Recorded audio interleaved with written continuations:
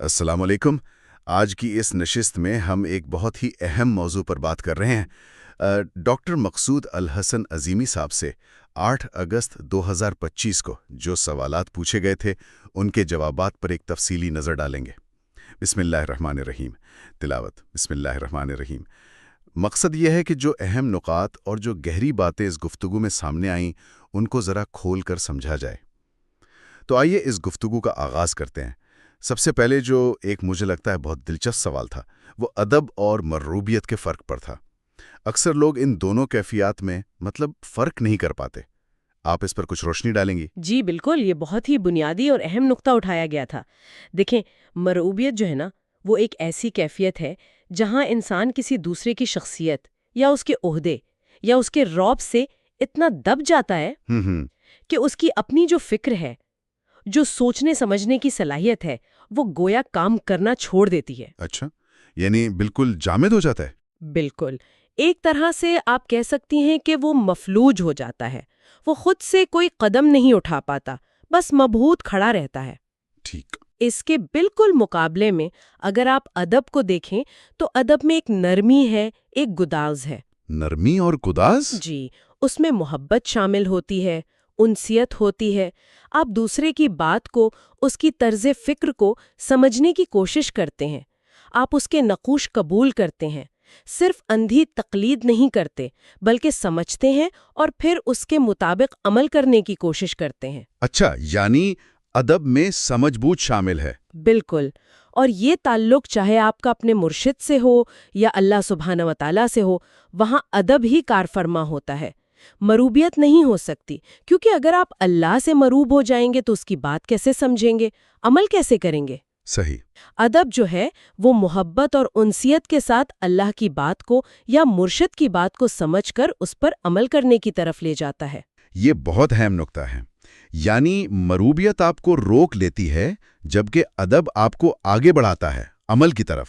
جی ہاں۔ اسی ضمن میں مرشد کریم کا وہ قول بھی یاد آتا ہے جو آپ نے ذکر کیا کہ قلندر بابا اولیاء رحمۃ اللہ علیہ سے نسبت کے بعد وہ پھر کسی سے مرعوب نہیں ہوئے۔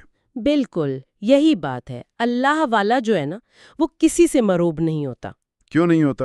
کیونکہ وہ مرعوب ہونے کی بجائے بڑائی کی جو وجوہات ہیں نا ان کو سمجھتا ہے۔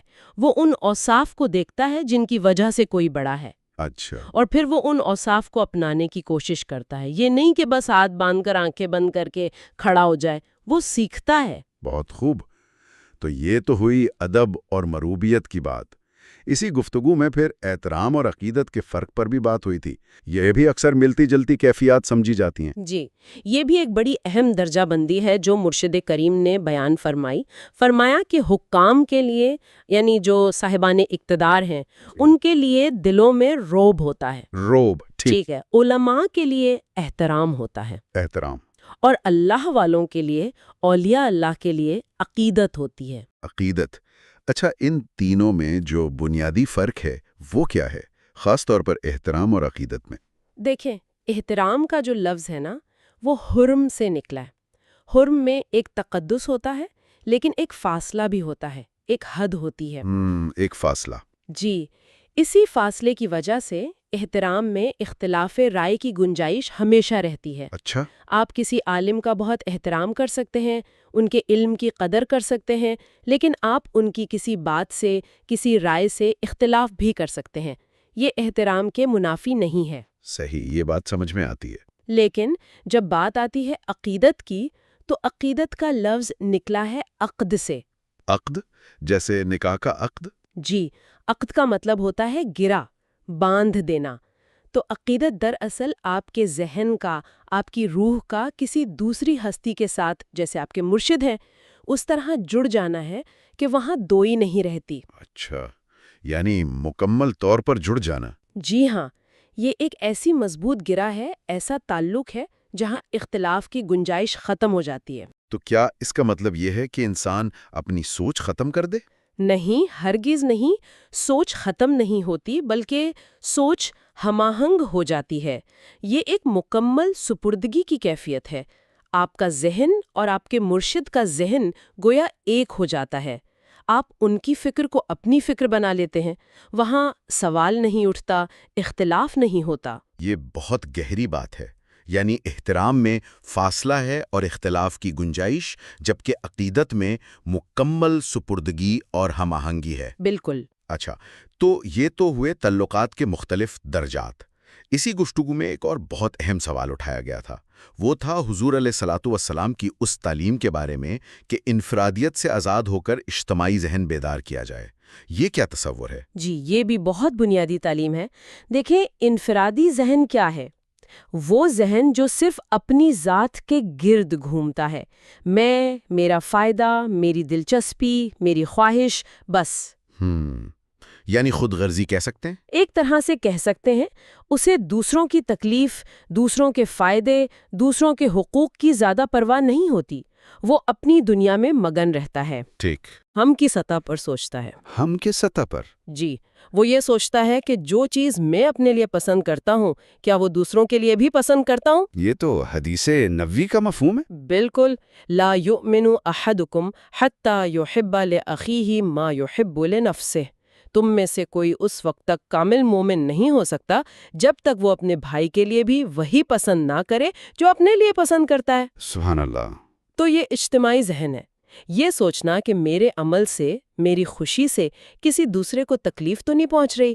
معاشرتی جو اقدار ہیں، جو قوانین ہیں، ان کا احترام کرنا، دوسروں کے حقوق کا خیال رکھنا، یہ سب اجتماعی ذہن کا حصہ ہے۔ یعنی اپنی خوشی حاصل کرنے کا حق تو ہے، مگر اس طرح کہ کسی اور کا حق نہ مارا جائے، کسی کو دکھ نہ پہنچے۔ بالکل صحیح۔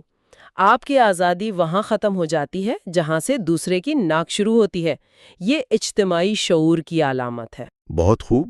اچھا، یہ تمام باتیں یعنی ادب، عقیدت، اجتماعی ذہن، ان سب کی بنیاد کس چیز پر رکھی گئی ہے اس گفتگو میں؟ ان سب کی بنیاد، اور شاید پورے روحانی سفر کی بنیاد، خود شناسی پر ہے۔ خود شناسی یعنی اپنے آپ کو پہچاننا؟ جی ہاں، حدیث نبوی صلی اللہ علیہ وآلہ وسلم ہے، من عرف نفسہ فقد عرف ربہ۔ جس نے اپنے نفس کو پہچانا، اس نے اپنے رب کو پہچانا۔ بالکل۔ تو سوال یہ ہے کہ اپنے آپ کو پہچاننے کا مطلب کیا ہے؟ ہاں، یہ اہم سوال ہے۔ اس کا مطلب ہے اپنی حقیقت کو پہچاننا، اپنی صلاحیتوں کو پہچاننا۔ یہ جو ہم دیکھتے ہیں، سنتے ہیں، سوچتے ہیں، زندہ ہیں، یہ صلاحیتیں کہاں سے آئی ہیں؟ ظاہر ہے اللہ کی طرف سے۔ جی، تو اپنی ان صلاحیتوں کو پہچاننا دراصل اپنے اندر اللہ تعالیٰ کی جو صفات ہیں ان کے عکس کو پہچاننا ہے۔ اچھا، یعنی ہماری بصارت میں اللہ کی صفت بصیر کا عکس ہے، ہماری سماعت میں سمیع کا؟ بالکل۔ ہماری حیات میں الحی کا عکس ہے، ہمارے علم میں العلیم کا عکس ہے، ہماری قدرت میں القدیر کا عکس ہے۔ تو جتنا جتنا انسان اپنی صلاحیتوں کی گہرائی میں اترتا ہے، ان کی حقیقت کو پہچانتا ہے، اتنا ہی وہ ان صفات کے اصل منبع یعنی اپنے خالق، اپنے رب سے واقف ہوتا جاتا ہے۔ سبحان اللہ، یہ تو بہت ہی گہرا تعلق ہے۔ یہی تو تخلیق کا مقصد ہے، انسان کو اپنی پہچان کرانا تاکہ وہ اپنے رب کو پہچان لے۔ علامہ اقبال نے بھی تو اسی خودی پر زور دیا ہے۔ خودی کی پہچان دراصل خدا کی پہچان کا راستہ ہے۔ صحیح۔ تو گویا یہ ساری چیزیں آپس میں جڑی ہوئی ہیں۔ جی بالکل، اگر آپ غور کریں تو یہ ایک تسلسل ہے۔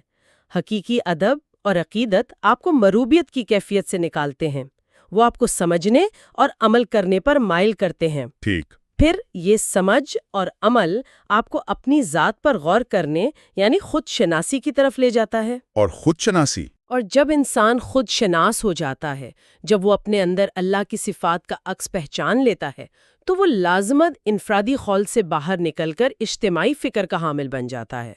وہ کیسے؟ کیونکہ جب وہ اپنی ذات میں یہ عظمت پہچانتا ہے تو اسے پھر ہر انسان میں بلکہ ہر مخلوق میں اسی خالق کی کاریگری اور صفات کا جلوہ نظر آنے لگتا ہے۔ وہ سب سے جڑ جاتا ہے، اس کا دل وسیع ہو جاتا ہے۔ بہت خوبصورت۔ یعنی یہ سب ایک دوسرے سے منسلک ہیں۔ حقیقی ادب سے خود شناسی اور خود شناسی سے اجتماعی سوچ پیدا ہوتی ہے۔ بالکل۔ اب یہاں ایک اہم سوال پیدا ہوتا ہے جس پر شاید ہمیں غور کرتے رہنا چاہیے۔ جی، وہ کیا؟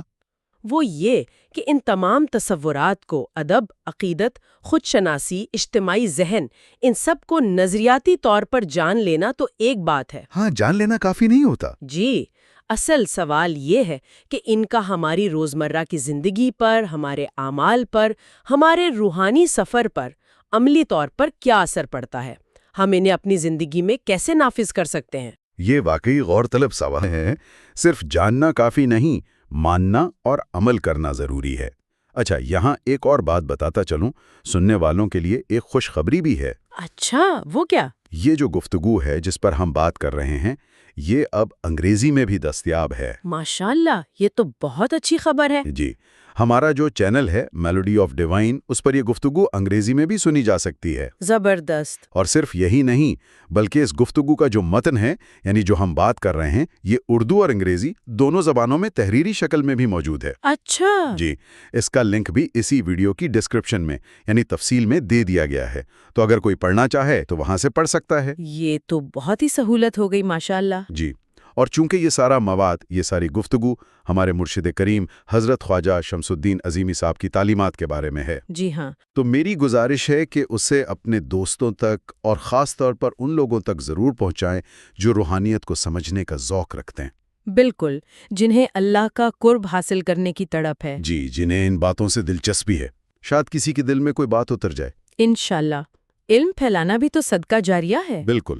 آخر میں بس یہی دعا ہے کہ اللہ تعالی ہمیں حضور نبی اکرم محمد رسول اللہ صلی اللہ علیہ وآلہ وسلم کی طرز فکر عطا فرمائے۔ آمین ثم آمین۔